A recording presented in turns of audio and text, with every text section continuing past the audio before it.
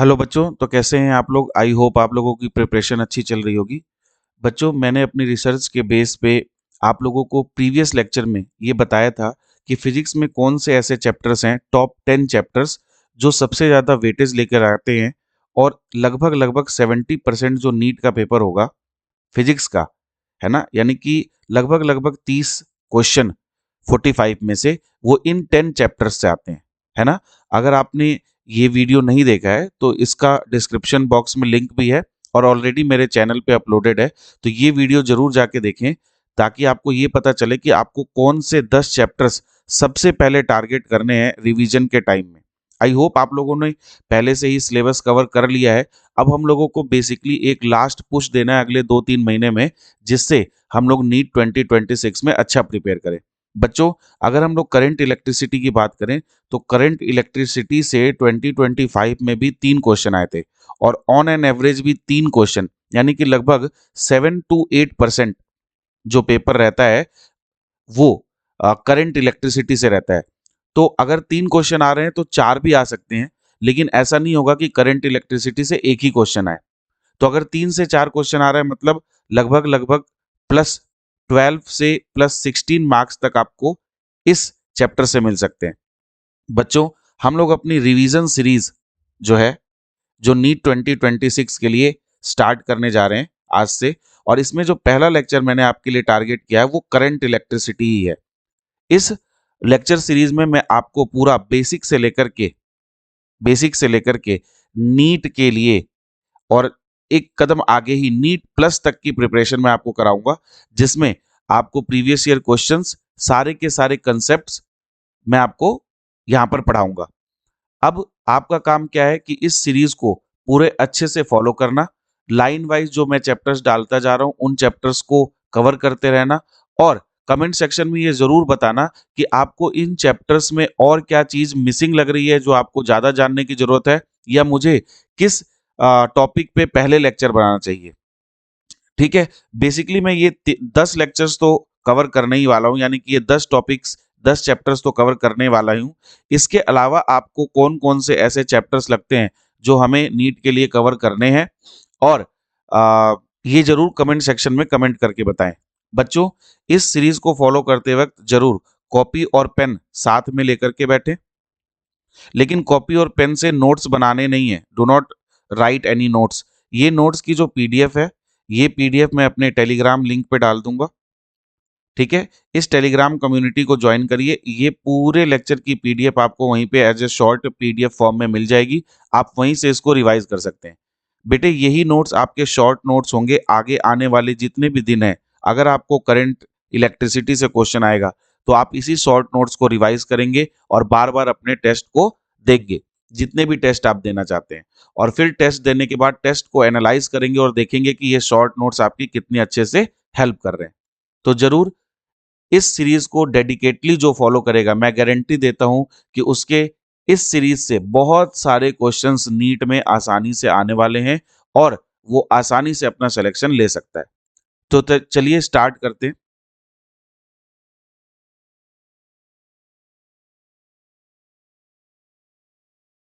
तो चलिए स्टार्ट करते हैं इस सीरीज का पहला चैप्टर, करंट इलेक्ट्रिसिटी। बच्चों बच्चों करंट इलेक्ट्रिसिटी में सबसे पहले हम लोग पढ़ते हैं डेफिनेशन ऑफ इलेक्ट्रिक करंट। तो अगर हम इलेक्ट्रिक करंट की डेफिनेशन देखें तो इलेक्ट्रिक करंट को हम लोग डिफाइन करते हैं बेटा, rate of flow of charge with respect to time. Rate of flow of charge with respect to time, है ना। टाइम के साथ चार्ज कैसे फ्लो कर रहा है।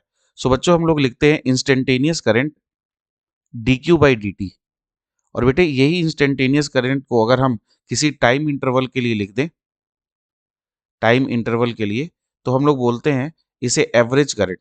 तो एवरेज करंट की वैल्यू हो जाती है delta Q by delta T. ठीक है, तो हमारे पास दो तरीके की करंट आ गई। एक तो एवरेज करंट जो कि हमें बताएगी टोटल अमाउंट ऑफ चार्ज कितना फ्लो कर रहा है किसी पर्टिकुलर टाइम इंटरवल में, और D Q by D T हमें बताएगा एट ए पर्टिकुलर इंस्टेंट कितना, एट ए पर्टिकुलर इंस्टेंट कितना करंट फ्लो कर रहा है वायर में से। ठीक है, अब इन दोनों में रिलेशन यही होता है कि जो एवरेज करंट होती है बेटा, delta Q by delta T, अगर हम इस डेल्टा टी को है ना, बहुत छोटा कर दें, तो इसको हम लोग मैथमेटिकली कैसे लिखते हैं बेटा, कि अगर इस डेल्टा टी पे हम लिमिट लगा दें कि डेल्टा टी जो है वो टेंड्स टू जीरो है, तो यही हमारा बेटा D Q by D T बन जाता है। ठीक है, तो हमारे पास जो पहला फॉर्मूला आ गया हमारे पेपर के लिए, वो आ गया बेटा I is equal to D Q by D t. अब ये I is equal to D Q by D t कितने तरीके से यूज किया जा सकता है पेपर के अंदर, वो हम लोग समझते हैं। ये हमारा सेंट्रल फॉर्मूला हो गया फिलहाल, I is equal to D Q by D T.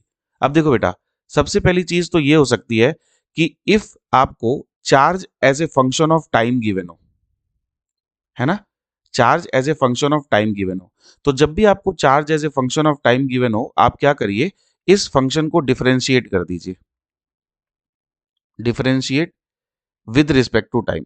जब आप इसको टाइम के रिस्पेक्ट में डिफरेंशिएट करेंगे बेटा, तो आपको करंट मिल जाएगा as a function of time. और जैसे ही current as a function of time मिलेगा, आप इसमें टाइम की वैल्यू पुट करके करंट की वैल्यू निकाल सकते हैं उस पर्टिकुलर इंस्टेंट पे। ये पहला केस है जो आपके पेपर में आ सकता है। जैसे बच्चों, सपोज करो कि अगर हमें क्वेश्चन में दिया हो कि Q is equal to 3t² plus 2t है, ठीक है, और कह रहा है कि find the instantaneous current at t is equal to 2 second. ठीक है बच्चों, at t is equal to 2 second. तो हम कैसे करेंगे बेटा, अब देखिए ये चार्ज जो है as a function of time दिया है, क्योंकि टाइम की वैल्यू रखने पे हमें चार्ज की वैल्यू मिल रही है, तो हम सीधा लिखेंगे बेटे I is equal to D Q by D t, इसको डिफ्रेंशिएट करेंगे d by D t of 3t² plus 2t, यहां से आ जाएगा बेटा 6t प्लस 2। अब हमें आई कितने पे चाहिए, 2 सेकेंड पे, तो 2 रख दीजिए वैल्यू, 6 इंटू 2 प्लस 2, तो 12 और 2 कितना आ जाएगा, 14 एम्पियर, है ना बेटा। तो करंट का जो हमारे पास एसआई यूनिट है ना, करंट का जो एसआई यूनिट है वो क्या है बेटे, एम्पियर है। करंट जो है one of the 7 fundamental units कहने जा रहा था मैं, फंडामेंटल फिजिकल क्वांटिटीज में से है। इसकी जो एसआई यूनिट है ये एम्पियर है बेटे। और जो करंट है बेटा, इसे हम लोग स्केलर क्वांटिटी की तरह ट्रीट करते हैं, कुछ लोग इसे टेंसर कहते हैं, ठीक है, बट हमें टेंसर वेंसर पे ध्यान नहीं दिया, हम अपने सिलेबस की बात करेंगे। तो हमारे सिलेबस के अकॉर्डिंग हम लोग करंट को स्केलर क्वांटिटी लेकर के चलेंगे। हाँ, करंट के पास मैग्नीट्यूड है बेटा, जो अभी हम लोगों ने निकाला, करंट के पास डायरेक्शन भी होती है, ठीक है, फिर भी ये एक स्केलर क्वांटिटी है, ठीक है, magnitude as well as direction, but it is a scalar quantity. Okay, चलिए अब हम लोग आगे चलते हैं बेटा। अगर इसी क्वेश्चन को अगर हम लोग देखें, Q is equal to 3t² plus 2t, इसमें पूछा होता बेटा कि आई एवरेज बताओ in interval t is equal to 0 second to t is equal to 2 second, 2 second तक एवरेज करंट कितना फ्लो किया है। तो कितना हो जाता बेटा, पहले चार्ज की value t is equal to 0 पे रखते, तो 0 कुलाम आ जाता, और फिर चार्ज की value t is equal to 2 second पे रखते, तो कितना आ जाता, 3 इंटू 4 प्लस 2 इंटू 2, तो 12 और 4 16 कुलाम। तो कितना चार्ज फ्लो किया बेटे, 16 कुलाम फ्लो किया। कितने टाइम में फ्लो किया, 2 सेकेंड में फ्लो किया। तो एवरेज जो करंट आ जाएगी बेटा, वो आ जाएगी 16/2, यानी कि 8 एम्पियर। तो देखो एवरेज करंट और इस टाइम पे जो करंट है, उन दोनों में अंतर है। तो पहला केस आप लोगों को समझ में आ गया। पहला केस तो यही है बेटा कि करंट में, अगर करंट हमें निकालना है तो हमें charge as a function of time दिया होगा और हम करंट आसानी से निकाल सकते हैं। दूसरी चीज बेटा, अब देखो आगे बढ़ते हैं।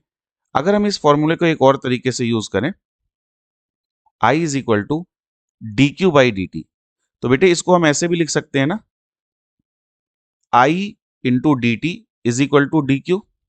और अगर हम इसको इंटीग्रेट कर दें, तो देखो ध्यान से, 0 से लेकर क्यू तक, यानी कि जब टाइम 0 था तो चार्ज कितना था, 0 फ्लो कर रहा था, और जब टाइम t हो गया तो चार्ज कितना फ्लो कर गया, q। इसका मतलब अब इस केस में आपको क्या होगा, इस केस में आपको जो गिवन होगा वो i as a function of time given होगा। तो जब i as a function of time given होगा, तो बेटे हम इंटीग्रेट करेंगे, इंटीग्रेट करने के बाद लिमिट्स पुट करेंगे, और जब आप लिमिट्स पुट करेंगे बेटा, तो आपको टोटल चार्ज जो फ्लो किया है, टोटल फ्लोन चार्ज, ये आपको मिल जाएगा किसी वायर के थ्रू, कि किसी वायर के थ्रू, किसी कंडक्टर के थ्रू कितना चार्ज फ्लो किया है।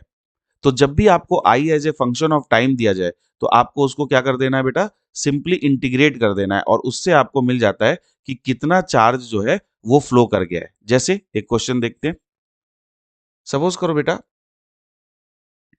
कि हमें आई दिया हुआ है, आई इज इक्वल टू 3 + 2t।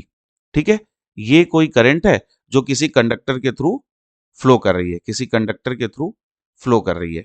तो हमसे पूछा जाता है कि बताइए कि t is equal to 0 second to t is equal to 4 second के बीच में कितना चार्ज जो है वो फ्लो किया है, कितना चार्ज जो है वो फ्लो किया है। ठीक है, तो अगर हम ध्यान से देखें तो हम इसको कैसे कर सकते हैं। अब हमें देखो I as a function of time दिया है और सर ने आपको बताया कि I as a function of time जब भी देगा तो हमें क्या कर देना है, इंटीग्रेट कर देना है। तो हम यहाँ पे लिख देंगे I D T is equal to D Q. जैसे ऐसा लिखेंगे बेटा हम दोनों साइड इंटीग्रेशन साइन रख देंगे। जब टाइम 0 था तो चार्ज 0 फ्लो कर रहा था और जैसे ही टाइम 4 सेकंड हुआ तो चार्ज कितना फ्लो कर रहा है वो हमें पता करना है। तो हम यहाँ पे लिख देते हैं डी क्यू का इंटीग्रेशन तो क्यू आ जाएगा। अब I as a function of time लिखते हैं तो 3 dt प्लस 2 t dt। कहां से कहां तक बेटे, 0 से 4 तक। सो क्यू इज इक्वल टू 3 का इंटीग्रेशन 3t, 2t² का इंटीग्रेशन t²/2 होगा तो वो 2 से 2 कट जाएगा तो 3t प्लस t² लिख दूं 0 से 4। तो चार्ज की वैल्यू आ गई बेटा 3 × 4 प्लस 4 का स्क्वायर कितना हो जाएगा 16। तो 12 और 16 कितना आ गया 28 कूलाम। तो 28 कूलाम चार्ज जो है वो फ्लो कर गया। ठीक है बच्चों, देखिए अब इन दोनों मेथड के अंदर एक जगह पे हम लोगों को डिफरेंशिएशन यूज करनी पड़ रही है, एक जगह पे हम लोगों को इंटीग्रेशन यूज करनी पड़ रही है। अगर आपको डिफरेंशिएशन डिफरेंशिएशन और इंटीग्रेशन में दिक्कत है बेटा, है ना, इंटीग्रेशन में कोई प्रॉब्लम है तो इससे रिलेटेड जो लेक्चर है वो ऑलरेडी इससे रिलेटेड जो लेक्चर है वो ऑलरेडी चैनल पर है बेटा, जिसका लिंक जो है मैं डिस्क्रिप्शन बॉक्स में दे दूंगा, मैथमेटिकल टूल्स के नाम से। ठीक है, मैथमेटिकल टूल्स के नाम से। तो अगर हमें कोई चीज अच्छे से नहीं आती है और वो हमें किसी चैप्टर को सीखने में प्रॉब्लम क्रिएट कर रही है तो बेटे हमें आसानी से उस चीज को पहले कवर कर लेना चाहिए ताकि हम चैप्टर में आगे आसानी से बढ़ पाए। इसमें कोई बुराई वाली बात नहीं है।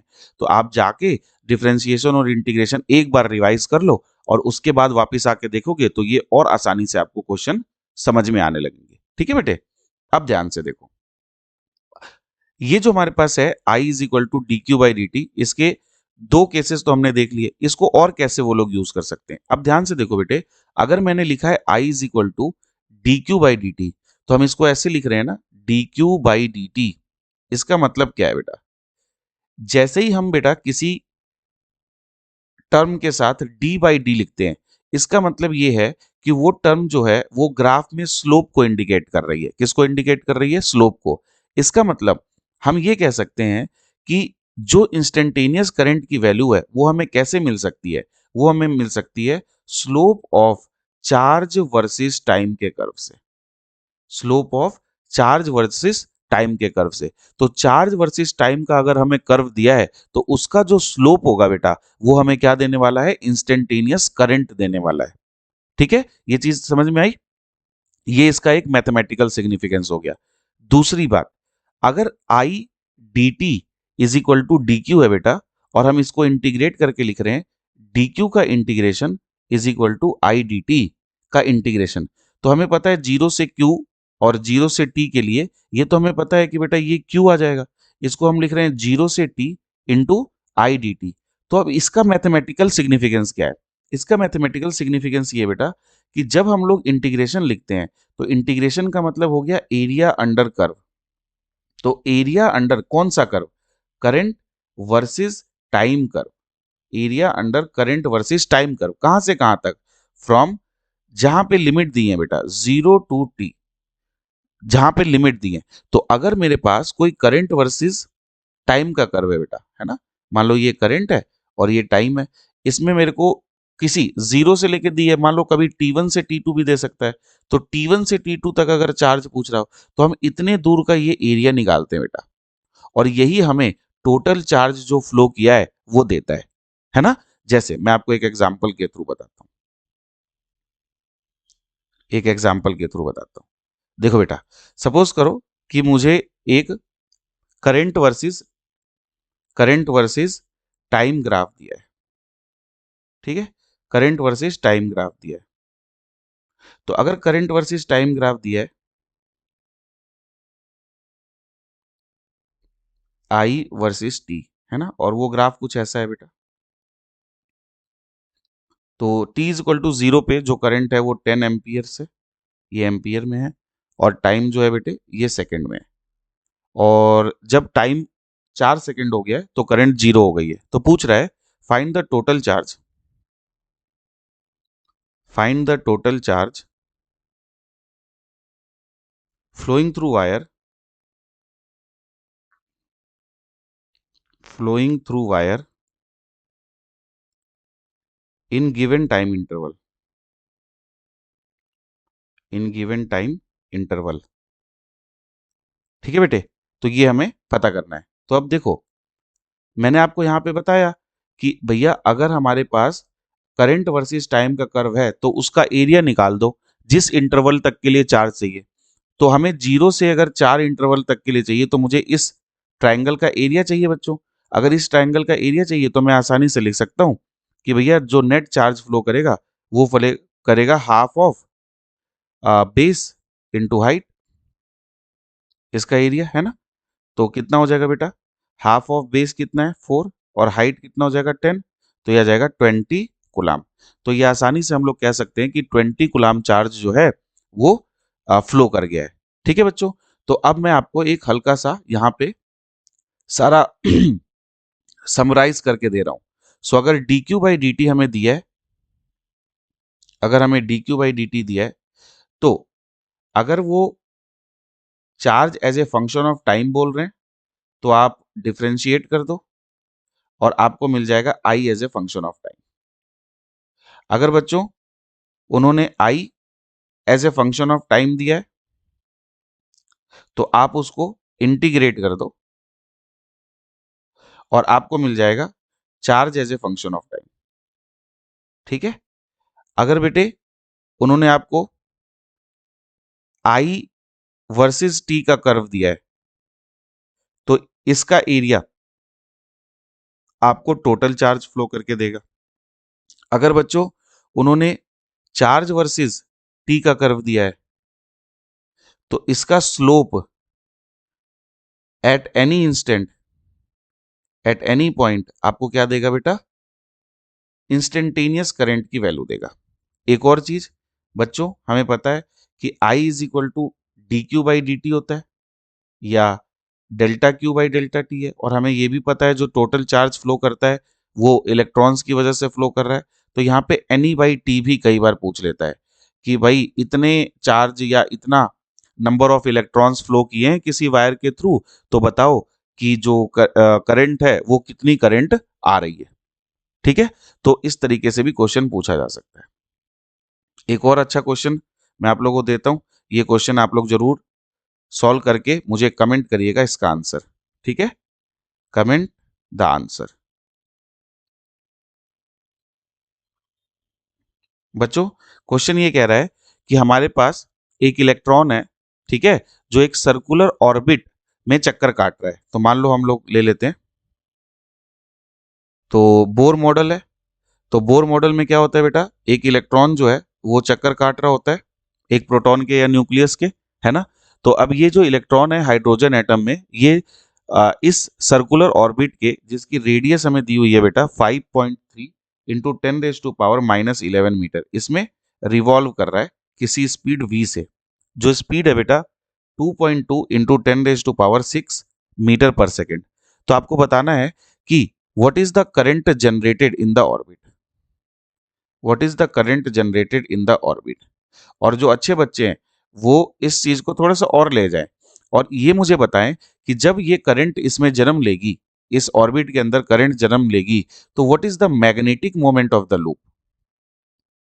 थोड़ा सा मैग्नेटिज्म में ले जा रहा हूं उसको। What is the magnetic moment of the loop and what is the magnetic field induced, what is the magnetic field at the centre ऐसे ही जोड़ के पढ़ाई करते हैं बेटा, तभी हम लोगों का सब्जेक्ट इंप्रूव होता है। ठीक है, तो ये जरूर कमेंट सेक्शन में मुझे आंसर दें।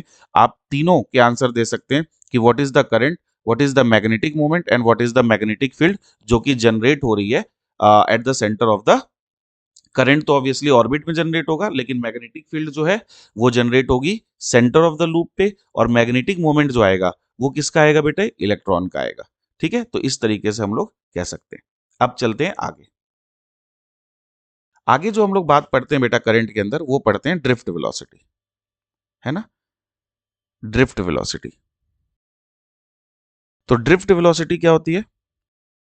ड्रिफ्ट वेलोसिटी बेटा, जब भी हम लोग के पास कोई कंडक्टर होगा, ये कंडक्टर हो गया, ठीक है, तो अगर ये हमारे पास कंडक्टर है, तो इस कंडक्टर के अंदर जो फ्री इलेक्ट्रॉन्स होंगे वो क्या करते हैं बेटा, रैंडमली मूव करते हैं। क्या करते हैं? रैंडमली मूव करते हैं। इधर मूव कर रहा है, कोई इधर मूव कर रहा है, कोई इधर मूव कर रहा है, कोई इधर मूव कर रहा है, कोई इधर मूव कर रहा है, कोई इधर मूव कर रहा है। लेकिन जैसे ही हम इस कंडक्टर के एंड्स के अक्रॉस एक पोटेंशियल डिफरेंस अप्लाई कर देते हैं, है ना, तो ये जो इलेक्ट्रॉन्स है बेटा, ये इलेक्ट्रॉन्स ड्रिफ्ट होने लगते हैं एक पर्टिकुलर डायरेक्शन में। अब ड्रिफ्ट होने का मतलब आप लोग इस बात से नहीं समझिए कि ये जो इलेक्ट्रॉन्स हैं वो कोई स्ट्रेट लाइन में चल रहे हैं। हमेशा याद रखिए, जो इलेक्ट्रॉन्स का पाथ होता है बेटा, वो कर्व होता है, not straight line, not straight line. और कई बुक्स ऐसा भी बताती है बेटे, है ना, कई बुक्स ऐसा भी बताती हैं कि ये जो कर्व है ये जनरली शॉर्ट पाथ के लिए पैराबोलिक होता है, पैराबोलिक होता है। तो जो पाथ होता है वो पैराबोलिक होता है। और हम लोग इसको ड्रिफ्ट क्यों बोल रहे हैं? क्योंकि ये कोई स्ट्रेट लाइन में जा नहीं रहा है। इसको ऐसे समझिए कि जैसे किसी मंदिर में कोई भीड़ होती है बेटा, तो भीड़ क्या करती है, भीड़ जब आगे बढ़ती है मंदिर में दर्शन करने के लिए, तो वो जो है, भीड़ में लोग ऐसे चल रहे होते हैं, ऐसे, लेकिन एक पर्टिकुलर डायरेक्शन में आगे बढ़ रहे होते हैं, एक पर्टिकुलर डायरेक्शन में आगे बढ़ रहे होते हैं, है ना। तो ये जो इलेक्ट्रॉन्स है ये चलते हैं बेटा किसी पर्टिकुलर डायरेक्शन में, लेकिन ये स्ट्रेट लाइन में नहीं चलते हैं। इसीलिए इस वर्ड का नाम ड्रिफ्ट है, कि वो सरक रहे हैं किसी पर्टिकुलर डायरेक्शन में। तो बेटे, जब हम यहाँ पर एक पोलैरिटी क्रिएट करते हैं और इलेक्ट्रॉन्स मूव करने लगते हैं, तो बेसिकली होता क्या है कि हमने इसके अंदर एक इलेक्ट्रिक फील्ड जनरेट करी है। हमने क्या करी है बेटा, एक इलेक्ट्रिक फील्ड जनरेट करी है। और जब इलेक्ट्रिक फील्ड जनरेट होती है तो इलेक्ट्रॉन्स पे वो इलेक्ट्रिक फील्ड जो है वो एक फोर्स लगाती है, और इस फोर्स की वजह से जो इलेक्ट्रॉन्स है वो चलने लगते हैं। और इस चलने की वजह से इलेक्ट्रॉन्स के पास ड्रिफ्ट वेलोसिटी आती है वीडी, जिसकी वैल्यू होती है बेटा e E tau by m. E E tau by m. यहाँ पे ई क्या है बेटा, बेसिक चार्ज है, ई क्या है, इलेक्ट्रिक फील्ड है, टॉ क्या है, average relaxation time, average relaxation time. अब ये रिलैक्सेशन टाइम क्या होता है? रिलैक्सेशन टाइम, जब बेटे इलेक्ट्रॉन्स ड्रिफ्ट करते हैं, इलेक्ट्रॉन्स जो हैं वो ड्रिफ्ट करते हैं, तो ये इलेक्ट्रॉन ड्रिफ्ट करते हुए बेटा दूसरे इलेक्ट्रॉन से कोलाइड करते हैं। क्या करते हैं? दूसरे इलेक्ट्रॉन से कोलाइड करते हैं। तो पर्टिकुलर एक इलेक्ट्रॉन जब कोलिजन करता है, तो उसके दो सक्सेसिव कोलिजन्स के बीच का जो टाइम होता है उसको रिलैक्सेशन टाइम कहते हैं बेटा।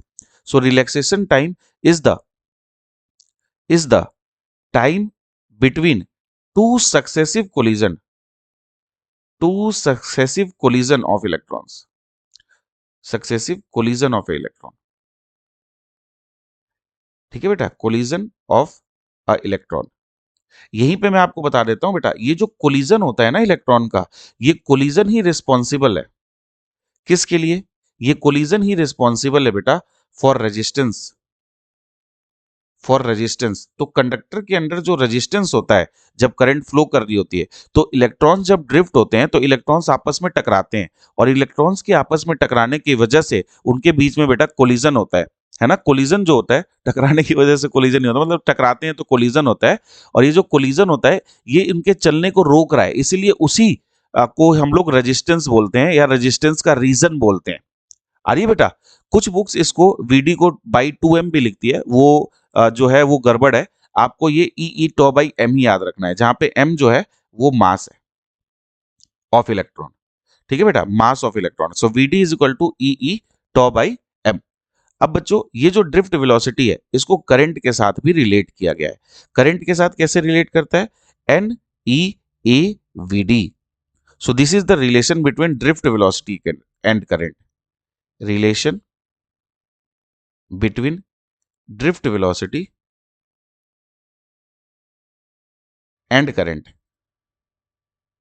बेटे यहाँ पे n क्या है, यहाँ पे n नंबर डेंसिटी है, number of electrons per unit volume, है ना, इसको याद रखना, ये नंबर डेंसिटी है। और E जो है वो बेसिक चार्ज। यहाँ पे A क्या है बेटा, A जो है वो एरिया ऑफ क्रॉस सेक्शन है, एरिया ऑफ क्रॉस सेक्शन, जिसको क्रॉस करके इलेक्ट्रॉन चल रहे हैं ना, क्रॉस सेक्शन। ठीक है बेटा, VD तो आपको पता ही है, ड्रिफ्ट वेलोसिटी। अब देखो इस पे नीट ने क्वेश्चन पूछा था, ये क्वेश्चन कब का है, नीट 2024 का है। ठीक है बेटा, तो ये क्वेश्चन क्या था, ध्यान से देखो, ये कह रहा है कि हमारे पास कोई यूनिफॉर्म वायर है, इस वायर की जो डायमीटर है वो D है, इस वायर की जो डायमीटर है वो कितनी है, D है, और इसमें जो करंट फ्लो कर रही है वो 100 मिली एम्पियर है, 100 मिली एम्पियर है।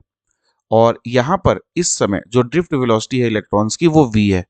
तो कह रहा है कि अगर हम एक ऐसी ही वायर ले लें सेम मटेरियल की, और उसकी जो डायमीटर है उसको d/2 कर दें, उसकी डायमीटर को क्या कर दें, d/2 कर दें, तो उसके अंदर जो करंट है वो फ्लो करने लगती है 200 मिली एम्पियर। तो अब इस वायर में जो ड्रिफ्ट वेलोसिटी है इलेक्ट्रॉन्स की वो कितनी है बच्चों, इसमें ऑप्शन भी है हमारे पास। पहला ऑप्शन है 4v, दूसरा ऑप्शन है बेटे 8v, तीसरा ऑप्शन है v, और चौथा ऑप्शन है 2v। तो अगर सॉल्व करना चाहते हो तो एक बार वीडियो को पॉज करके, इसीलिए कॉपी पेन लेने के लिए बोला था कि ऐसे क्वेश्चन एक बार सॉल्व करने की ट्राई किया करो।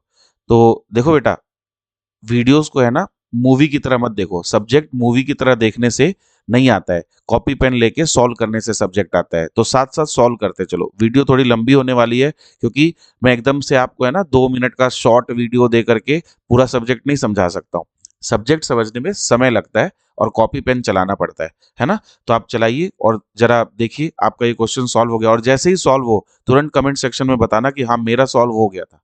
ठीक है, तो अब मैं करता हूं, देखो सबसे पहले हमें पता है कि आई जो है वो किस पे डिपेंड कर रहा है, एरिया ऑफ क्रॉस सेक्शन और वीडी पे डिपेंड कर रहा है। तो मैं ऐसा कह सकता हूं बेटा कि I1 is equal to A1 into V1, और एरिया को लिख सकते हैं हम पाई आर, आर को लिख सकते हैं d/2 का होल स्क्वायर। ठीक है, तो इंटू V1।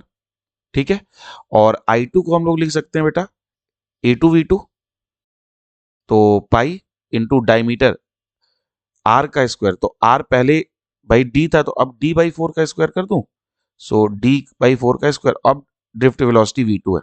अब इसका रेशो ले लेते हैं बेटा, अगर हम इसका रेशो ले लें तो पहले करंट थी 100, अब हो गई है 200, तो 100/200, पाई से पाई तो उड़ा देते हैं, डी स्क्वायर से डी स्क्वायर उड़ा देते हैं, ऊपर वाले से बचेगा v1/2, और नीचे वाले से कितने बचेगा बेटा, 4 अच्छा ये स्क्वायर है ना, तो v1/4 बचेगा, और यहाँ पे कितना बचेगा बेटा, v2/16, तो 16 को ऊपर लिख दूं, तो 4 4 16, और ये बचा है 1/2। तो बेटा यहाँ से हमारे पास v2 की जो वैल्यू आ गई वो कितनी आ गई, 8v1। तो क्लियरली मुझे दिख रहा है कि v1 जो है वो v दिया हुआ था, तो v2 की वैल्यू आ गई बेटा 8v। तो बच्चों आई होप ये क्वेश्चन तो क्लियर हो गया। अब एक और क्वेश्चन मैं देता हूं, आप लोग करिए। ये क्वेश्चन है बेटा नीट 2023 का। ठीक है, इस क्वेश्चन में कह रहा है एक कॉपर वायर है बेटा, कॉपर वायर, और ये जो कॉपर वायर है इसकी रेडियस दी है 1 मिलीमीटर, इसके पास 10⁻²² फ्री इलेक्ट्रॉन्स है पर क्यूबिक मीटर, है ना। तो ये नंबर डेंसिटी दे दिया पर क्यूबिक मीटर का मतलब, और ड्रिफ्ट वेलोसिटी जो है वो हमें पता करनी है, ड्रिफ्ट वेलोसिटी हमें बतानी है, और करंट जो है वो फ्लो कर रही है बेटा 10 एम्पियर। ठीक है, तो इसके भी ऑप्शन मैं आपको दे देता हूं। इसका जो ऑप्शन है बेटा वो है 6.25 into 10⁻⁴ metre per second by pi. ठीक है, दूसरा ऑप्शन दिया हुआ है बेटा 6.25 by pi into 10⁻³ metre per second. तीसरा ऑप्शन दिया हुआ है बेटा 6.25 by pi metre per second, और चौथा ऑप्शन जो दिया हुआ है वो दिया हुआ है बेटा 6.25 by pi into 10⁵ metre per second. ठीक है, तो ये आप लोग सॉल्व करिए, बिल्कुल फॉर्मूला बेस्ड क्वेश्चन है। फॉर्मूला ये रहा, I is equal to NEAVD। बेटा एरिया आपको रेडियस से मिल जाएगा, ड्रिफ्ट वेलोसिटी आपको निकालनी है, और n जो है वो आपको दिया हुआ है number density. E basic charge होता है, उसको पता ही है आपको बेसिक चार्ज की वैल्यू क्या होती है, 1.6 इंटू 10⁻⁻19 कूलम। तो मुझे पता है मेरे बच्चे ये क्वेश्चन तो आसानी से धुएं में उड़ा देंगे, इस क्वेश्चन में तो कोई दिक्कत वाली बात है ही नहीं। जरूर कमेंट सेक्शन में कमेंट करके बताइए कि which is the answer, which is your answer, which is your answer. ठीक है, और अब आपको आंसर वेरीफाई कैसे करना है, वेरीफाई करने के लिए मैं आपको बता रहा हूं कि जब इसकी जो पीडीएफ है वो टेलीग्राम लिंक पे आएगी, तो टेलीग्राम लिंक पे इसके जो आंसर हैं वो टिक आपको मिलेंगे ही कि ये वाला आंसर था, तो आप वेरीफाई कर लीजिएगा। इज डेट ओके बेटा? तो कर सकते हैं आसानी से। आगे बढ़ते हैं एक और क्वेश्चन पे। ये क्वेश्चन बड़ा पूछा जाता है, देखो ध्यान से ये क्वेश्चन क्या कह रहा है। ये क्वेश्चन कह रहा है कि मेरे पास एक नॉन यूनिफॉर्म क्रॉस सेक्शन का वायर है ना, इसको ऐसे बना देते हैं, नॉन यूनिफॉर्म क्रॉस सेक्शन का वायर, कुछ ऐसा वायर है बेटा। ठीक है, इसका एरिया ऑफ क्रॉस सेक्शन लगातार घट रहा है। अब यहां पर हम लोग दो तीन पॉइंट्स क्लियर करते हैं। जैसे मान लो करंट इधर से जा रही है ना, ये फर्स्ट पॉइंट है और ये सेकंड पॉइंट है। तो अब यहाँ पर जो इलेक्ट्रॉन्स की ड्रिफ्ट वेलोसिटी है उसको v1 बोल दो, यहाँ पे ड्रिफ्ट वेलोसिटी है v2, यहाँ पे एरिया a1 है, यहाँ पे एरिया a2 है। तो आपसे पूछा जाता है कि बताओ कहाँ पर ड्रिफ्ट वेलोसिटी ज्यादा है ना, और कहाँ पे करंट डेंसिटी ज्यादा है। तो अगर हम लोग बात करें बेटा, तो आपको ध्यान रखना चाहिए नॉन यूनिफॉर्म क्रॉस सेक्शन है, लेकिन जब यहाँ पे करंट i1 अगर बोल रहे हो और यहाँ पे अगर करंट I2 बोल रहे हो, तो करंट जो है बेटा I1 वो I2 के बराबर ही रहती है, सीरीज में करंट सेम ही चलने वाली है। ठीक है, अब मैंने आपको ये बताया कि I जो होता है वो किसके बराबर है बेटे, NEAVD के बराबर है। इसका मतलब जो ड्रिफ्ट वेलोसिटी है वो inversely proportional to area of cross section हो गया। क्यों हो गया? क्योंकि करंट तो आपने सेम बोल दिया। अब क्योंकि A1 बड़ा है A2 से, इसलिए V2 बड़ा होगा V1 से, इसलिए क्या होगा बेटा V2। तो इस पॉइंट पर, सेकेंड पॉइंट पे जो ड्रिफ्ट वेलोसिटी होगी वो ज्यादा होगी इलेक्ट्रॉन की। इज डेट ओके बेटा? दूसरी चीज, ये तो पहली चीज हो गई। दूसरी चीज हम लोग करंट डेंसिटी की बात करते हैं, तो मैं थोड़ा सा करंट डेंसिटी आपको बता देता हूँ। करंट डेंसिटी क्या होती है बेटा? करंट डेंसिटी को हम लोग डिफाइन करते हैं the current passing through wire per unit area. तो I बाई ए होता है, ये बेसिकली एक वेक्टर क्वांटिटी होती है बेटा, J is equal to I by A. ठीक है, ये वेक्टर क्वांटिटी है। अब अगर ये I बाई ए होता है और हम बोल रहे हैं कि I1 बराबर I2 है, तो J भी जो है वो इनवर्सली प्रोपोर्शनल हो गया बेटा A के। तो जहां पर A बड़ा है वहां पर J छोटा होगा। ठीक है, अब A1 क्योंकि बड़ा है A2 से, क्योंकि A1 बड़ा है A2 से, इसलिए J2 बड़ा होगा बेटा J1 से मैग्नीट्यूड के अंदर। ठीक है, तो ये भी क्वेश्चन है जो कई बार पूछा जाता है, अलग अलग जगहों पे पूछा जाता है, तो ये आप लोग ध्यान रखिएगा। ठीक है, क्या आप ये बता सकते हो कि किस जगह पर इलेक्ट्रिक फील्ड ज्यादा है, फर्स्ट पॉइंट पे कि सेकंड पॉइंट पे? What is the comparison between electric field between the two points? ये जरा आप लोग मुझे बताओ कि इलेक्ट्रिक फील्ड किस जगह पर ज्यादा है, 2 पर ज्यादा है कि 1 पर ज्यादा है? इज इट ओके बेटा? चलिए अब आगे बढ़ते हैं। बेटे हम लोगों ने यहां तक देख लिया कि आई की जो वैल्यू है वो किसके बराबर है, NEAVD। अब अगर मैं इसको बोलूं कि NEAVD को हम लोग लिख सकते हैं E capital E tau by M। ठीक है, इन सबको इकट्ठा करिए। तो बेटे जब इसको हम लोग एक साथ एक्यूमुलेट करेंगे तो हमारे पास आ जाएगा NE² A tau by M into E, है ना बेटा।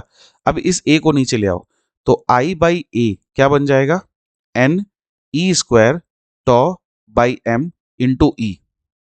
ठीक है, अब देखो इसको मैं यहां लिख रहा हूं, I बाई A आपका बन गया J, ये जो NE² टॉ बाई M है ना बेटा, इसको हम कंडक्टिविटी बोल देते हैं। तो ये आ जाएगा J is equal to sigma into E. ये आपका एक रिलेशन आ गया, J is equal to sigma into E.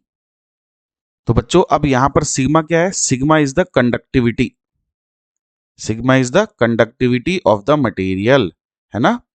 तो J हो गया आपका करंट डेंसिटी, करंट डेंसिटी, और E हो गया बेटा आपका इलेक्ट्रिक फील्ड इंटेंसिटी। तो बेटा इलेक्ट्रिक फील्ड और करंट डेंसिटी इस तरीके से रिलेटेड है और इसे हम लोग वेक्टर फॉर्म में लिखते हैं और इसी को हम बोलते हैं vector form of Ohm's law. Vector form of Ohm's law, ये बहुत इंपॉर्टेंट पॉइंट है, असर्शन रीजन में पूछ लेता है। Vector form of Ohm's law, J is equal to sigma into E. अब देखो बेटा, ये जो हमने लिखा J is equal to sigma into E, इसको हम कैसे यूटिलाइज करने वाले हैं? तो J is equal to sigma into E. अब J को हमने फिर से वही लिखना है बेटा, क्या लिखना है?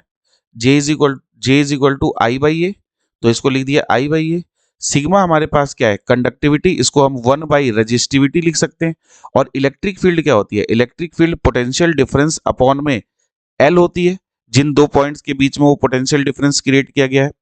तो इसको हम लोग लिख सकते हैं बेटा आई इंटू में रो को इधर ले आओ, एल को इधर ले आओ, तो rho into L by A बन गया और is equal to potential difference, जिसको हम वी लिख देते हैं। तो देखे आप सही समझ रहे हो क्या डिराइव कर रहा हूं मैं basically? V is equal to I into R. ये देखो ओम्स लॉ की इक्वेशन आ गई। क्या इक्वेशन आ गई? ओम्स लॉ की इक्वेशन आ गई। तो ओम्स लॉ की इक्वेशन क्या कहती है बेटा? ओम्स लॉ यही तो कहता है हमें, अगर हम यहाँ पे साइड में हल्का सा ओम्स लॉ लिख ले, तो ओम्स लॉ हमसे क्या बोलता है? ओम्स लॉ ये बोलता है कि अगर हमारे पास कोई कंडक्टर है, इस कंडक्टर के अंदर कोई रेजिस्टेंस है आर और इसके अक्रॉस हमने कोई पोटेंशियल डिफरेंस क्रिएट किया है। हम लोग बोर्ड की तैयारी नहीं कर रहे हैं, नीट की तैयारी कर रहे हैं, तो मैं डेफिनेशन डुफिनेशन पे बहुत ज़्यादा फोकस नहीं कर रहा हूँ, बट फिर भी हम लोग एक बार डिस्कस करते हुए आगे बढ़ते हैं कि ये कह रहा है कि अगर हमने कोई पोटेंशियल डिफरेंस वी क्रिएट किया है किसी कंडक्टर के अंदर, तो उसमें एक करंट डेवलप होती है। तो जो वी होता है वो प्रोपोर्शनल टू आई होता है। अगर वी प्रोपोर्शनल टू आई है तो हम वी इज इक्वल टू क्या लिख सकते हैं बेटा? आर आई लिख सकते हैं। यही तो हम लोग ओम्स लॉ बोलते थे, है ना? अब ध्यान रखना, ये जो रिलेशन है ना, इसको एक्चुअली ओम्स लॉ नहीं बोलते हैं। ओम्स लॉ तो इसको बोलते हैं, V is directly proportional to I। ये तो ओम्स लॉ का एक रिजल्ट है। इस इक्वेशन को ओम्स लॉ मत बोलना, ठीक है? कभी कोई पूछे कि क्या V equal to I R Ohm's law है? ओम्स लॉ नहीं है, it is a result of Ohm's law. Ohm's law is V is proportional to I। अब यहाँ पे R जो है बेटा, ये क्या है? कुछ लोग इसको बोलेंगे कि ये प्रोपोर्शनैलिटी कांस्टेंट है, बिल्कुल ठीक बात है। और इसको ऐसे भी बोलते हैं बेटा कि ये मटेरियल की एक खास प्रॉपर्टी है जिसे हम रेजिस्टेंस बोलते हैं। क्या बोलते हैं? रेजिस्टेंस। ये किस वजह से आता है? Due to collision of electrons आता है। Due to collision of electrons आता है। इलेक्ट्रॉन्स के कोलिजन की वजह से ये रेजिस्टेंस आ रहा है बेटा। अब ये रेजिस्टेंस जो है आर, ये जो रेजिस्टेंस है, ये किस किस चीज पे डिपेंड कर रहा है बेटा?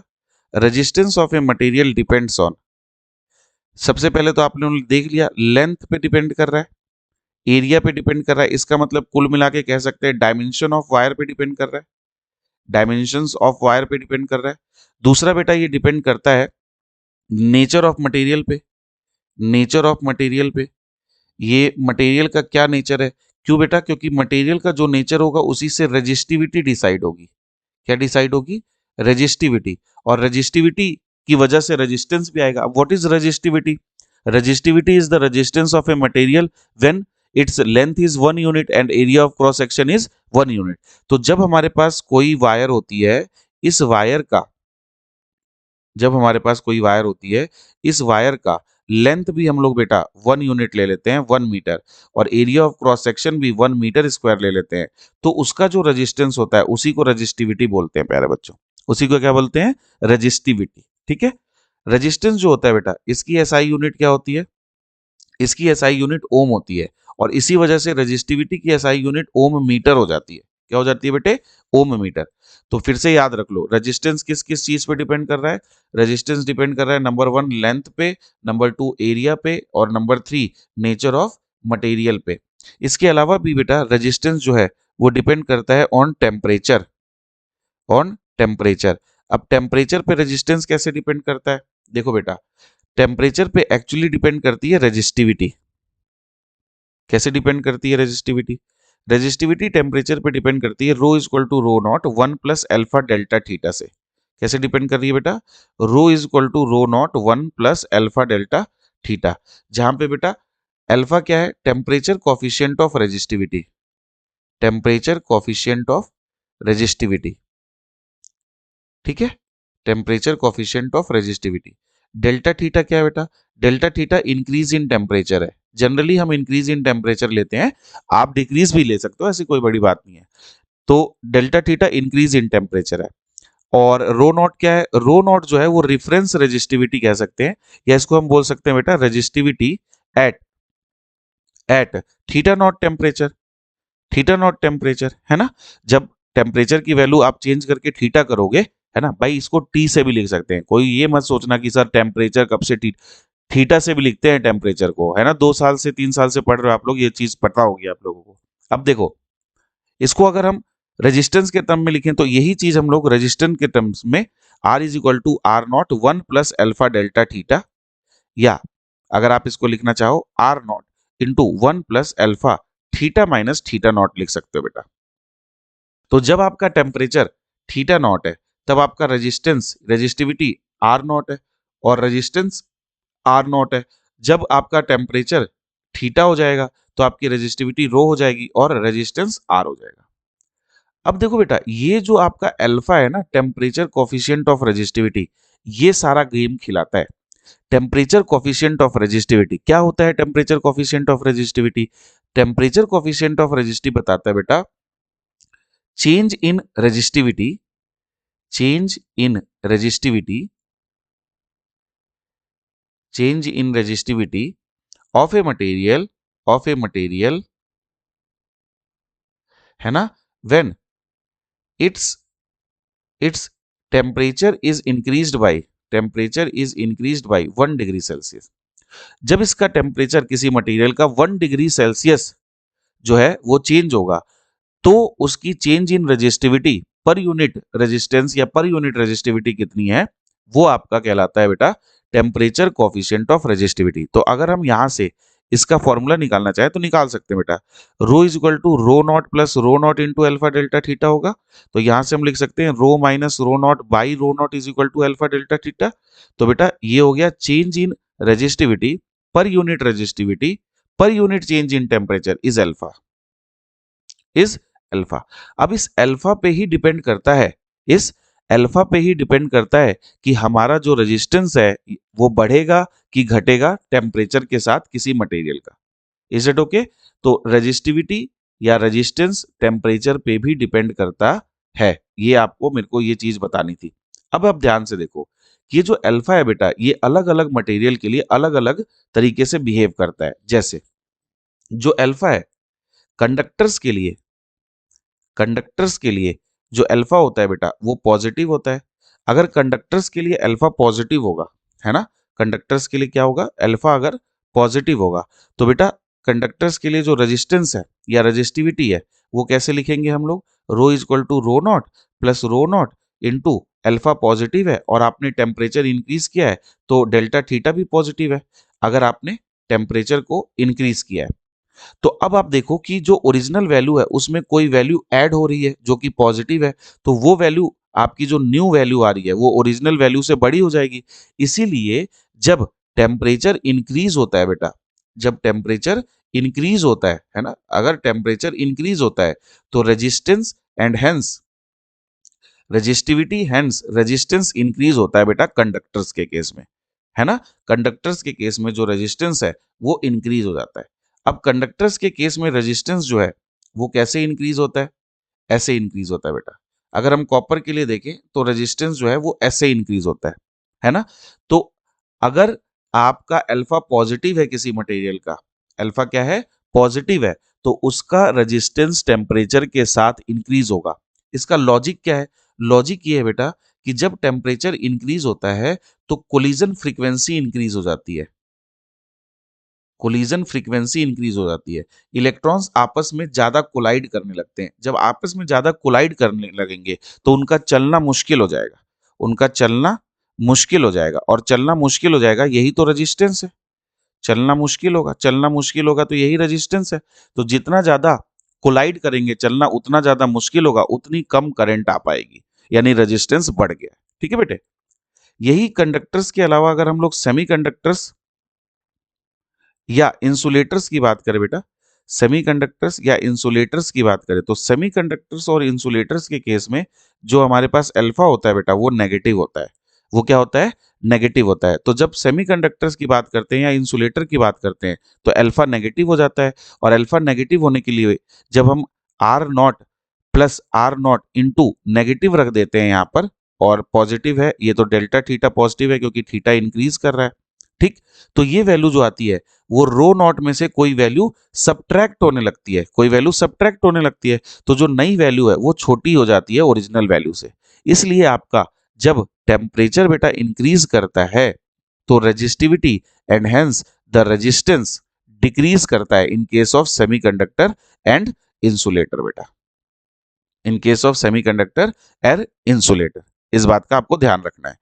तो इसका मतलब क्या हो गया बेटा, इसका मतलब ये हो गया कि अगर हम रेजिस्टिविटी वर्सेस टेम्परेचर का कर्व इनके लिए बनाएं तो बेटा रेजिस्टिविटी आपकी डिक्रीज करेगी, और एक टाइम ऐसा आएगा जब रेजिस्टिविटी बिल्कुल डिक्रीज करके जीरो हो जाएगी। इस टेम्परेचर को हम क्रिटिकल टेम्परेचर भी बोलते हैं। क्या बोलते हैं बच्चों, क्रिटिकल टेम्परेचर बोलते हैं, ठीक है। So increase in temperature resistivity of semiconductor decreases, ठीक है। आई बात समझ में। अब इसमें हमारे पास दो अलॉयज होते हैं बेटा, दो अलॉयज हैं हमें जो पढ़ने हैं। एक तो पढ़ना है हमें कॉन्स्टेंटेन, कॉन्स्टेंटेन, और एक हमें पढ़ना है बेटा मैंगानीन, मैंगानीन। ये जो होते हैं इनकी रेजिस्टिविटी इंडिपेंडेंट ऑफ टेम्परेचर होती है। इनकी रेजिस्टिविटी क्या होती है बेटा, इंडिपेंडेंट ऑफ टेम्परेचर होती है। तो इनकी जो रेजिस्टिविटी है वो चेंज नहीं होती है टेम्परेचर के साथ, ये हमें ध्यान रखना है, ठीक है। अब बेटा देखो इतनी सारी बातें मैंने आपको बता दी, एक बार वीडियो पॉज करके इस चीज को धीरे धीरे ध्यान से, है ना, अगर आपने पीडीएफ डाउनलोड करी है टेलीग्राम लिंक से तो जाके उसको डाउनलोड कर लो पहले, और फिर इसको जरा ध्यान से धीरे धीरे समझ के एक चीज एक बार इसको ओवरव्यू कर लो पूरा, ठीक है, कि कैसे रेजिस्टेंस जो है वो टेम्परेचर के साथ फॉल करेगा या नहीं करेगा। अब देखो वापिस आते हैं अपनी ओम्स लॉ की इक्वेशन पे। ओम्स लॉ की इक्वेशन क्या थी बेटा, V is equal to I R, है ना। इस पे वापिस आते हैं और इसके बारे में आगे बात करते हैं। तो देखो बेटा जब हम लोग बात करते हैं V is equal to I R के बारे में, ये हमारे पास ओम्स लॉ की इक्वेशन आ गई, इक्वेशन, है ना। तो अगर हम V is equal to R I बोल रहे हैं तो V is equal to R I plus zero लिख करके हम इसको कंपेयर कर दें y is equal to M X plus C के साथ। जैसे इसको y is equal to M X plus C के साथ कंपेयर करेंगे बेटा तो ये बेसिकली हमें क्या दे रहा है, इक्वेशन ऑफ स्ट्रेट लाइन। इसीलिए जब हम लोग ओम्स लॉ का ग्राफ खींचेंगे बेटा किसी कंडक्टर के लिए, ओम्स लॉ का ग्राफ खींचेंगे किसी कंडक्टर के लिए, v और किसका, v और i का, तो v और i का जो ग्राफ होगा वो ओरिजिन से पास करता हुआ एक स्ट्रेट लाइन होगा। दूसरी चीज बेटा इसका जो थीटा यानी कि टेन थीटा जो स्लोप होगा वो हमें क्या बताएगा, स्लोप हमें रेजिस्टेंस के बारे में बताएगा। तो इसका मतलब क्या है, इसका मतलब यही है कि अगर हमारे पास किसी भी दो कंडक्टर का V और I ग्राफ दिया हो, दो कंडक्टर्स का V और I ग्राफ दिया हो, तो हम लोग क्या कर सकते हैं, हम लोग उसकी कंडक्टिविटी, या कंडक्टिविटी तो नहीं कह सकते, रेजिस्टेंस का पता तो जरूर लगा सकते हैं। तो अगर ये वी आई ग्राफ है बेटा और अगर ये मटेरियल ए है और ये मटेरियल बी है तो हमें ये क्लियरली दिखाई दे रहा है ना कि थीटा जो ए है वो बड़ा है थीटा बी से, है ना। तो अगर थीटा ए बड़ा है थीटा बी से तो मैं ये कह सकता हूं कि टेन थीटा ए जो है वो बड़ा है टेन थीटा बी से, ठीक है। और अगर ऐसा है तो रेजिस्टेंस ऑफ ए बड़ा है रेजिस्टेंस ऑफ बी से। इसका मतलब हम ये कह सकते हैं कि ए जो है वो बी के रिस्पेक्ट में बैड कंडक्टर है और बी जो है वो गुड कंडक्टर है, ठीक है। इन कंपैरिजन एज ए, मतलब एब्सोल्यूट कुछ नहीं होता, कंपैरिजन में ही बता सकते हैं कि कौन जो है वो बढ़िया है और कौन जो है वो कम बढ़िया है, ठीक है। तो आई होप ये वाली बात तो आप लोगों को क्लियर हो गई होगी, ठीक है, कि किस तरीके से हम लोग देख सकते हैं रेजिस्टेंस और रेजिस्टिविटी। चलो बच्चों अब देखते हैं कुछ क्वेश्चंस रेजिस्टेंस के ऊपर, ठीक है। तो देखो बेटा सबसे पहले तो हम लोगों को ध्यान रखना है कि हमारे पास रेजिस्टेंस की जो वैल्यू है वो है रो एल बाई ए, ठीक। तो अब मैं आपको बताते जाता हूं कि कैसे कैसे क्वेश्चन बनेंगे और कैसे कैसे वो सॉल्व होंगे। सबसे पहली चीज तो ये बेटा कि if the wire is stretched, अगर हम वायर को स्ट्रेच कर दे बेटे तो क्या होगा। अगर मान लो वायर की लेंथ पहले एल थी और इस वायर की लेंथ को स्ट्रेच करके एन एल कर दिया गया बेटा, तो इसका जो रेजिस्टेंस है आर प्राइम वो एन स्क्वायर टाइम्स हो जाता है ओरिजिनल आर के, कितना हो जाता है एन स्क्वायर टाइम। जैसे अगर बोलें कि if the length of the wire length of wire is doubled, है ना, देन रेजिस्टेंस, है ना, शॉर्ट फॉर्म में ही लिखना है हम लोग। तो बेटा अगर लेंथ जो है एल प्राइम वो अब कैसी कर दी गई है, 2 टाइम्स एल कर दी गई है, तो अब जो नया रेजिस्टेंस होगा आर प्राइम वो 4 टाइम्स आर हो जाएगा। कितना हो जाएगा बेटा, 4 टाइम्स ऑफ ओरिजिनल आर हो जाएगा। ऐसा क्यों होता है, क्योंकि जब हम लेंथ को बढ़ाते हैं ना बेटा तो उसी प्रपोर्शन में जो एरिया है वो घटता है, इसीलिए ये डबल आ जाता है। दूसरी चीज बेटा, अगर हमसे ये पूछा जाए कि if the error in measurement error in measurement of length is 2% and of area is 1%. Find percentage error in measurement of resistance. In measurement of resistance ऐसा क्वेश्चन आ गया। तो देखो बेटा ये जो रेजिस्टेंस है R is equal to rho L by A, इसे हम एरर के लिए सॉल्व करने के लिए हम ऐसे लिखते हैं बेटा, delta R by R is equal to rho तो हटा ही दो, ये तो कांस्टेंट रहने वाला है, तो delta L by L plus delta A by A बेटा। ठीक है, ये एरर का फॉर्मूला हो गया। तो एरर का क्वेश्चन इससे सॉल्व हो जाएगा। अब देखो इस क्वेश्चन में लेंथ 2% की एरर शो कर रही है और एरिया 1% का, तो रेजिस्टेंस के साथ जो परसेंटेज आ जाएगा, लेंथ 2% और एरिया कितना है 1%, तो रेजिस्टेंस का जो परसेंटेज आएगा एरर का वो कितना आ जाएगा बेटा, 3% आ जाएगा। कितना आ जाएगा, 3%। बेटे इस एरर के फॉर्मूले को हम लोग परसेंटेज चेंज के लिए भी यूज कर सकते हैं, यूज फॉर परसेंटेज चेंज। ठीक है, लेकिन इसको तभी यूज करना है, कंडीशन है, जब आपकी जो परसेंटेज चेंज है ना डायमेंशंस में, वो लेस देन 5% गिवन है। मतलब मैं क्या कहना चाहता हूं, मैं ये कहना चाहता हूं कि इसी क्वेश्चन को ऐसे बोला हो गया होता बेटा कि if the length is increased by 2% and area is decreased by 1%, find change in या percentage change in resistance of wire.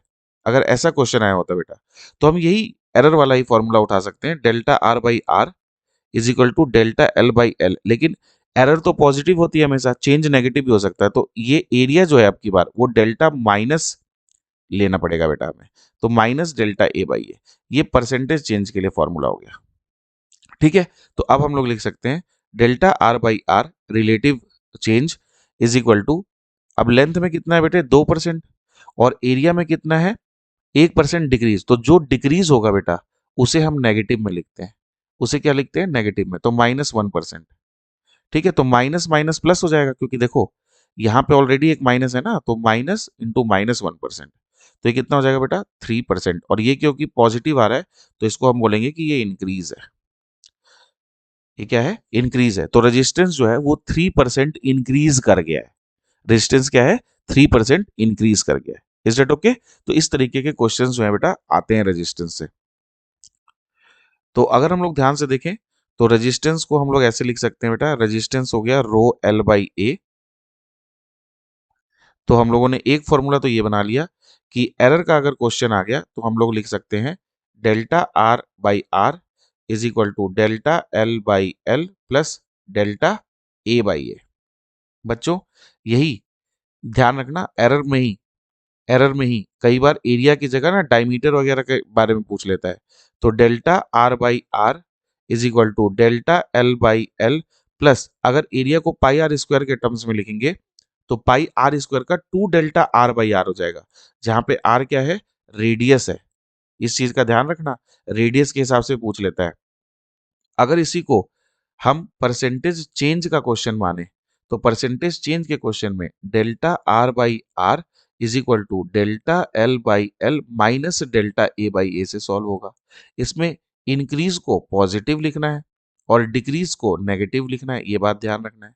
इसके बाद बेटा अगर वायर स्ट्रेच होती है, अगर वायर स्ट्रेच होती है, ठीक है, तो हम लोगों को क्या लिखना है, हम लोगों को लिखना है R new is equal to N square R, जहां पे एन क्या है बेटा, एन क्या है, एन जो है वो लेंथ का इंक्रीमेंट बता रहा है कि लेंथ जो है वो एन टाइम्स एल हो गई है, तब हमारा आर न्यू जो है वो एन स्क्वायर आर हो जाएगा। तो इस तरीके से रेजिस्टेंस के जो क्वेश्चन है वो हमारे कवर हो जाते हैं आसानी से, कोई भी दिक्कत नहीं आएगी।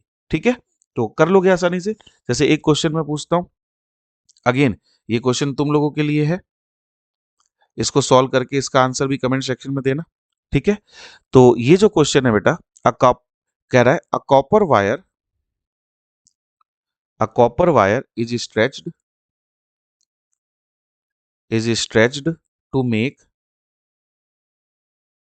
it 0.1% longer, 0.1% longer. What is the percentage change, percentage change in its resistance, in its resistance? What is the percentage change in its resistance? ठीक है, तो इसका जो आंसर है बेटे वो आप लोगों को कमेंट सेक्शन में कमेंट करना है। ठीक है, और आप लोगों को मिलेगा कहाँ आंसर, पीडीएफ में मिलेगा। ये पीडीएफ आपको कहाँ मिलेगी, टेलीग्राम पे। ठीक है, अपना आंसर कमेंट करिएगा, फिर मैच करिएगा जा करके। आप वैसे कमेंट करेंगे तो मैं वहां पे भी बता दूंगा, ऐसा इसमें कोई बड़ी बात नहीं है। ठीक है, चलो, तो इस तरीके के क्वेश्चन अब आप लोग आसानी से कर सकते हैं। तो बच्चों हम लोगों ने ओम्स लॉ भी देख लिया, हमने रेजिस्टेंस के बारे में देख लिया। एक और क्वेश्चन देखते हैं, ये क्वेश्चन भी काफी फेमस है। ये क्वेश्चन कहता है बेटा कि अगर हमें एक वी आई कर्व दिया है, आई वी कर्व दिया है किसी एक मटेरियल का, for a material at two different temperatures T1 and T2। ठीक है, सो ये कर्व है एक मेटेलिक वायर के लिए, metallic wire at two different temperatures, at two different temperatures, ये कर्व मिल रहा है। आपको बस इतना बताना है कि कौन सा टेम्परेचर ज्यादा है और कौन सा टेम्परेचर कम है। ठीक है, इसके बारे में वीडियो को पॉज करके सोचिए, फिर मैं आपको बताता हूं। ठीक है बेटे, तो अब देखो, मैंने आपको ये बताया था कि अगर ये आईवी कर्व है तो आईवी कर्व में हमें स्लोप जो है वो रेजिस्टेंस देता है, और स्लोप हम लोग इधर से लेंगे। देखो कर्व बदल बदल दिया है, पहले वी आई लिखते थे हम लोग, यहाँ पे आई वी दिया है, तो इसको हम थीटा 1 मान लेते हैं, इसको थीटा 2। तो क्योंकि थीटा 2 बड़ा है थीटा 1 से, इसका मतलब रेजिस्टेंस 2 बड़ा है रेजिस्टेंस 1 से, रेजिस्टेंस 2 बड़ा है रेजिस्टेंस 1 से। और आपको पता है कि मेटल में टेम्परेचर इंक्रीज होने पर रेजिस्टेंस क्या होता है बेटा, इंक्रीज होता है। तो अगर टेम्परेचर इंक्रीज होने पर रेजिस्टेंस इंक्रीज होता है और R2 बड़ा है, इसका मतलब टेम्परेचर 2 बढ़ा रहा होगा, टेम्परेचर 2 बढ़ा रहा होगा, यही आंसर है। तो इस तरीके से हम लोग लॉजिकली अपने जो शीट है, अपना जो नोट्स है, उसको अगर हम पढ़ रहे हैं लॉजिकली, तो उसको पढ़ते हुए हम आसानी से इन क्वेश्चंस के आंसर दे सकते हैं। ठीक है बच्चों, अब हम लोग चलते हैं आगे, बात करते हैं रेजिस्टेंस के सीरीज और पैरेलल कॉम्बिनेशन की। तो बच्चों जो रेजिस्टेंस है आप लोगों को पता ही है, इसका जो सिंबल है बेटा वो होता है ये सिंबल है। ठीक, तो इस रेजिस्टेंस को हम लोग दो तरीके से जोड़ सकते हैं बेटा। एक तो हम लोग सीरीज में जोड़ सकते हैं, जब रेजिस्टेंस को सीरीज में जोड़ा जाता है, ये रेजिस्टेंस को हम लोग सीरीज में जोड़ दिए, तो जब रेजिस्टेंस को सीरीज में जोड़ा जाता है तो जो नेट रेजिस्टेंस होता है बेटा वो क्या होता है, सारे इंडिविजुअल रेजिस्टेंस का सम, एन रेजिस्टेंस। अगर इफ सारे के सारे रेजिस्टेंस आइडेंटिकल है बेटा, आइडेंटिकल है, तो हमारे पास जो आर नेट की वैल्यू आती है वो क्या होती है, एन आर, जहां पे एन क्या है बेटे, नंबर ऑफ रेजिस्टेंस, है ना। ये सब बातें आप लोगों को याद है मुझे पता है, तो इन सब बहुत ज्यादा इन सब बातों पे अपन फोकस नहीं करेंगे, अपन मेन मेन चीजों पे फोकस करेंगे। दूसरी चीज बेटा, जब रेजिस्टेंस सीरीज में होते हैं, है ना, तो in series same current flows through all resistance, same current flows through all resistance, है ना, थ्रू ऑल रेजिस्टेंस, हर रेजिस्टेंस के अंदर सेम करंट फ्लो करती है, चाहे रेजिस्टेंस की वैल्यू कैसी भी हो, उससे करंट को कोई फर्क नहीं पड़ता, लेकिन उस पूरी ब्रांच में सेम करंट फ्लो करती है। बच्चों, अगर हम पैरेलल की बात करें तो पैरेलल में क्या होता है, पैरेलल में अगर हम रेजिस्टेंस को यूज करते हैं, जैसे बेटे यहाँ पे n number of resistance parallel में यूज हो गए, तो होगा क्या बेटा, अगर ये R1 है, ये R2 है, ऐसे ही R3 होगा एंड ब्ला ब्ला ब्ला, तो हमारे पास 1/R नेट की वैल्यू आती है बेटा, और वो कितनी आती है, 1/R1 plus 1/R2 plus blah blah blah up to 1/n infinity तक, है ना, इन्फिनिटी नहीं मतलब जितने भी n है उतने तक। अब इसमें भी बेटा अगर हमारे पास R1 बराबर R2 और सारे आइडेंटिकल है ना, आइडेंटिकल है, और ऐसे n तक है, तो हमारे पास जो वैल्यू आती है बेटा R नेट की, वो आती है नेट R बाई n।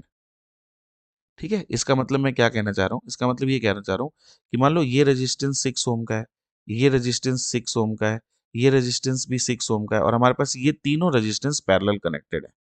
तो अब हमारे पास जो आर नेट की वैल्यू होगी वो कितनी होगी बेटा, 6 बाई ऐसे कितने हैं 3, तो सीधा 2 ओम लिख सकते हैं। ठीक है बेटे, इसमें जनरली क्वेश्चन को सॉल्व करते वक्त एक चीज हमारे बहुत काम आती है कि अगर हमारे पास बेटा दो रेजिस्टेंस पैरेलल में है, हमारे पास दो रेजिस्टेंस पैरेलल में, एक है बेटा ये R1 और एक है बेटा ये R2, अगर ये दो रेजिस्टेंस पैरेलल में है, तो हमारे पास जो नेट रेजिस्टेंस हम लोग सीधा लिख सकते हैं बेटा R1 इंटू R2 अपॉन में R1 प्लस R2। ठीक है, R1 इंटू R2 अपॉन में R1 प्लस R2, तो इस तरीके से अगर हम लिखेंगे तो हम लोग सीधा नेट रेजिस्टेंस बता सकते हैं। ठीक है, अब चलते हैं नेट रेजिस्टेंस के कुछ क्वेश्चन सॉल्व करते हैं। ये जो क्वेश्चंस है ये पहले आप लोग सॉल्व करना और फिर वीडियो को आगे बढ़ा करके आंसर चेक करना, बिना कॉपी पेन लेकर के। आप इसको मूवी की तरह मत देखना प्लीज। Is that okay? तो चलो बच्चों देखते हैं कुछ सीरीज पैरेलल कॉम्बिनेशन। तो बेटा देखिए, ये जो सर्किट है इसमें हमें रेजिस्टेंस ए और बी पॉइंट के बीच में बताना है। तो अगर मान लो करंट ए से चलेगी और यहाँ पे पहुंचेगी, तो जैसे ही उसे ये जंक्शन मिलेगा, तो ये जंक्शन जो है वो दो अलग अलग रास्ते डिनोट कर रहा है। तो हम ऐसा कह सकते हैं कि इस पॉइंट सी के बाद ये दोनों जो ब्रांचेस हैं वो पैरेलल में है बेटा। अगर ये दोनों ब्रांचेस पैरेलल में है तो मैंने आपको बताया आइडेंटिकल रेजिस्टेंस है, तो इन दोनों का 2R/2 हो जाएगा। इसका मतलब अब ए से बी के बीच में अगर देखें तो एक ये ऊपर वाला रेजिस्टेंस है और इन दोनों का कॉम्बिनेशन फिर आर हो गया है, तो आर और आर, इसका मतलब ए और बी के बीच में जो रेजिस्टेंस हो गया वो 2R हो गया। ठीक है, सिंपल। अब देखो बेटा, अगर हम लोग बात करें इस सर्किट की, ए से बी के बीच में हमें जाना है, तो जैसे ही आप ए से चलोगे आपको ये जंक्शन मिलेगा सी। अब सी से आगे चलने पर ये दोनों रेजिस्टेंस एक ही पाथ पर है, ये दोनों एक ही पाथ पे हैं, तो ये 1 और 2 किस में हो गए बेटा, सीरीज में हो गए। ठीक है, ये दोनों सीरीज में हो गए। अब ये जब सीरीज में होंगे तो इनका नेट रेजिस्टेंस आएगा 3 ओम, और जैसे ये 3 ओम आप देखोगे तो वो इस 6 ओम के साथ किस में है, पैरेलल में है। ठीक है, तो 6 और 3 का जो कॉम्बिनेशन बनेगा, अब देखो पहले ए से ये दो वाला रख लेते हैं, ये दो वाला, और इन दोनों का जो पैरेलल है वो यहाँ पे लिख देता हूँ, जो अब ये इसके साथ सीरीज में आ जाएगा, तो 6 और 3 का कितना हो जाएगा, 6 इंटू 3 अपॉन में 6 प्लस 3, तो ये 2 ओम हो जाएगा। तो ए और बी के बीच में अब जो नेट रेजिस्टेंस आ गया वो आ गया बेटा 4 ओम। तो आई होप ये आप लोगों ने भी कर लिया होगा 4 ओम। अब देखो बेटा, यहाँ पे हमारे पास इस पॉइंट को हम लोग बोल रहे हैं बेटे ए, और इस पॉइंट को हम बोल रहे हैं बी। तो अब देखो ए से बी हमें जाना है और हमारे पास ये चार आइडेंटिकल रेजिस्टेंस दिए हैं। तो ऐसे जो क्वेश्चंस होते हैं बेटा, उनको सॉल्व करने के लिए हम लोग एक मेथड यूज करते हैं जिसे हम बोलते हैं सेम पोटेंशियल मेथड। क्या बोलते हैं, सेम पोटेंशियल मेथड। इसमें क्या होता है बेटा कि हम लोग ना, ये जो पॉइंट बी है, इस पॉइंट को अगर देखें तो ये एक ऐसी वायर से कनेक्ट है जहां पर कोई रेजिस्टेंस नहीं है, तो इस पॉइंट को भी हम बी बोल सकते हैं, इस पॉइंट को भी बी बोल सकते हैं, और इस पॉइंट को भी बी बोल सकते हैं, क्योंकि ये सारी की सारी वायर सेम पोटेंशियल पे है, क्योंकि इसके बीच में कोई रेजिस्टेंस नहीं है। तो बेटा ए से बी पर अगर हम जाने के रास्ते देखें तो एक रास्ता ये है जो कि इंडिपेंडेंट है, एक रास्ता ये है इंडिपेंडेंट, एक ये इंडिपेंडेंट रास्ता है, और एक ये, यानी चार इंडिपेंडेंट रास्ते हैं। और बेटा जब चार इंडिपेंडेंट रास्ते हैं तो इसका मतलब वो चारों किस में है, पैरेलल में है, तो आंसर आ जाएगा R/4।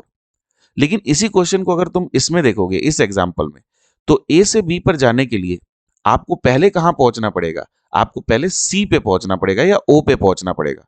तो इसका मतलब अगर मैं इस सर्किट को रीड्रॉ करूं बेटा, तो सबसे पहले मैं ए से ओ पर पहुंचूंगा।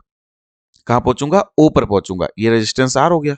और इसके बाद मुझे 3 आइडेंटिकल रास्ते मिलेंगे, लेकिन वो तीनों इंडिपेंडेंट भी होंगे। वो तीनों क्या होंगे? इंडिपेंडेंट। कौन कौन सा? ये पहला, ये दूसरा और ये तीसरा। ये 3 इंडिपेंडेंट और आइडेंटिकल रास्ते। तो ये मेरा सर्किट रीड्रॉ हो गया। अब जब मैं ए और बी के बीच में नेट रेजिस्टेंस निकालूंगा, तो ये तीनों तो बेटे किस में हो गए? पैरेलल। अगर ये पैरेलल हो गए तो इसका आंसर आ गया R/3, और ये हमारे पास R है। तो हमारे पास आंसर आ गया ए और बी के बीच में net resistance R plus R/3। तो हम कितना लिख सकते हैं इसको? 4R/3। ये हमारा आंसर हो जाएगा। ठीक है, तो आई होप आप लोगों को समझ में आ रहा होगा। अब इसी मेथड से देखो, इस वाले क्वेश्चन को अगर हम सॉल्व करें, तो इसमें तो इस मेथड की जरूरत नहीं पड़ेगी वैसे, क्योंकि हम यहां से देखो ए से करंट को अगर भेजेंगे तो करंट इस जंक्शन सी पे पहुंचेगी। यहां पर अब देखो, सी से जाने वाला ये पूरा रास्ता एक साथ आराम से बी पे पहुंच रहा है। तो ये दोनों किस में हो गए? सीरीज में हो गए। लेकिन जब ये दोनों सीरीज में हो तो देखो, सी से बी पे जाने का तो एक ये भी रास्ता है। तो जब सी से बी पे जाने के दो रास्ते हैं, तो ये दोनों अब आपस में किस में हो गए? पैरेलल। ठीक है, ये आपस में किस में हो गए? पैरेलल। तो अब इसको अगर हम थोड़ा सा रीड्रॉ करें बेटा, तो देखो ए से बी पे एक ये नीचे वाला है, ए से बी पे एक ये वाला है, और ये वाला जो रास्ता है, ये अब हमने डिसाइड कर दिया है इन दोनों के पैरेलल कॉम्बिनेशन से। तो आर और आर यहां पे बने सीरीज में 2R, और 2R और आर पैरेलल में बन गए 2R into R by 3R। तो 2/3R।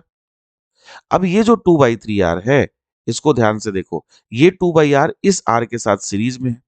तो इन दोनों का अब सीरीज कॉम्बिनेशन है, क्योंकि ए से बी पे जाने के लिए ये दोनों एक ही रास्ते में है ना। ये दोनों किस में बेटा? एक ही रास्ते में।